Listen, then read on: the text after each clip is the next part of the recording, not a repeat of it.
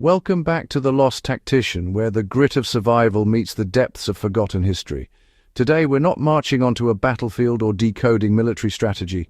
Instead, we're investigating one of archaeology's most stubborn mysteries: why the wooden tools, weapons, and structures that shaped ancient civilizations have almost entirely vanished from the surface of our world.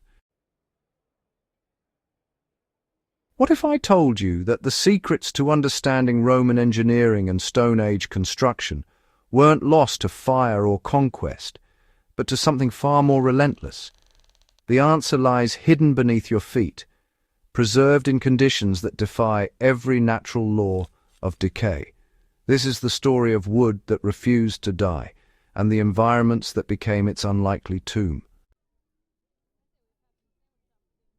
Beyond the brine, landlocked time capsules. When we think of ancient wood surviving into the present day, our minds immediately conjure images of shipwrecks resting on ocean floors, their timbers pickled in salt water for centuries. But that narrative only tells half the story. The truth is far stranger and more accessible than we've been led to believe. Some of the most remarkable wooden artifacts ever discovered never saw the ocean at all. They were found in wells sunk deep beneath Roman forums, in the foundations of medieval cathedrals, and in riverbeds where our ancestors once fashioned shelters from living trees. These terrestrial time capsules preserve organic material with an efficiency that rivals any shipwreck, and they're scattered across landscapes where, honestly, no one thought to look. The preservation happening in these forgotten corners challenges everything we assumed about how history survives. Forgotten foundations, Roman wells to medieval pilings. Consider the Roman wells of London, where archaeologists discovered wooden bucket linings and structural supports dating back 2 millennia, their grain and tool marks still visible, as if the craftsman had just set down his adze. Or the medieval building foundations throughout Europe, where oak pilings driven into waterlogged soil have supported cathedrals for 800 years, their wood as solid as the day it was cut. These discoveries share a common thread. They exist in environments where the normal rules of decomposition simply don't apply.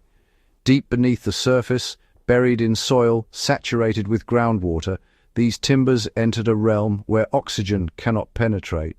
In this anaerobic underworld, the fungi and bacteria that would normally feast on cellulose and lignin find themselves starved of the air they need to survive. The wood doesn't fossilize, it simply waits, suspended in a state between life and death, its cellular structure intact.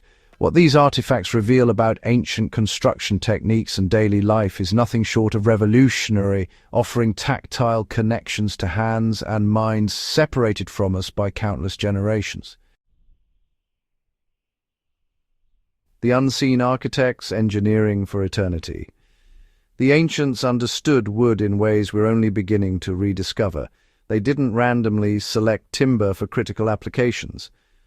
Roman engineers preferred oak for its density and resistance to crushing under load.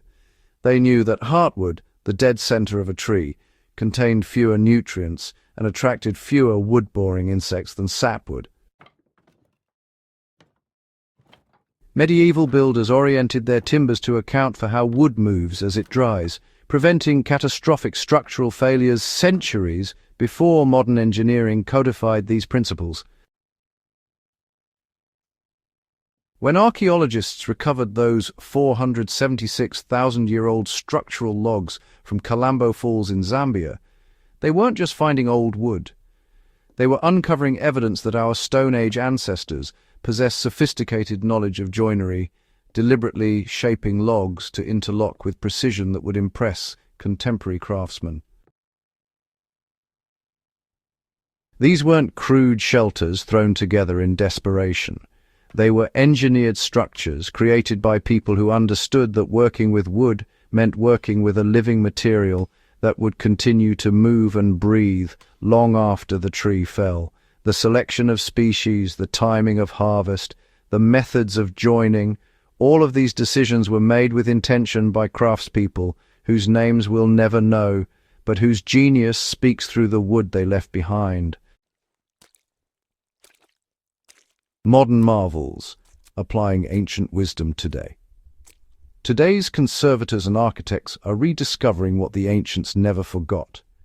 The principle of waterlogged preservation now informs how we protect endangered archaeological sites.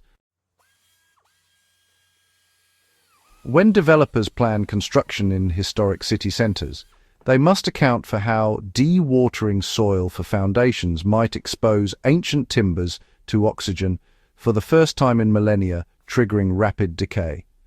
Material scientists study the cellular structure of ancient wood to understand how organic materials can be stabilized for centuries without modern chemical treatments. Sustainable architects are reviving traditional techniques like charring wood surfaces to create a carbon barrier that repels insects and moisture, a method Japanese builders perfected hundreds of years ago and called shu-sugi ban. The lesson here, well, it really transcends preservation. It speaks to resilience through understanding environment rather than fighting against it. Just as a soldier survives by reading terrain and adapting to conditions, rather than, imposing his will on nature, these ancient builders worked within the constraints of their materials and environments to create works that outlasted empires. A deeper look, what ancient wood really tells us. The reason you don't find 2,000-year-old wood lying in your backyard isn't mysterious at all. Wood is meant to decompose. In the presence of oxygen, moisture, moderate temperatures, and hungry microorganisms, cellulose and lignin break down efficiently, returning carbon and nutrients to the soil within decades. This is nature's recycling program working exactly as designed. But in those rare pockets where oxygen is excluded, where water fills every cell, where cold preserves or dryness mummifies, wood becomes a time machine. These terrestrial discoveries, they fundamentally reshape how we understand past societies.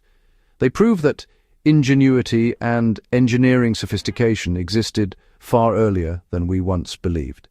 They demonstrate that survival, whether in ancient times or modern conflict, depends on intimate knowledge of materials and environment. Most importantly, they remind us that history isn't only written in stone and metal. Sometimes the most profound stories are told in something as humble and perishable as wood, waiting silently in the dark for someone with the vision to look beneath the surface. If this glimpse into preservation and ancient engineering has changed how you see the ground beneath your feet, hit that like button and share this with someone who appreciates history's hidden layers. Subscribe to The Lost Tactician for more explorations of how endurance, knowledge, and the elements of survival intertwine across time. Until next time, stay curious, stay resilient, and remember that the past is never as lost as we assume.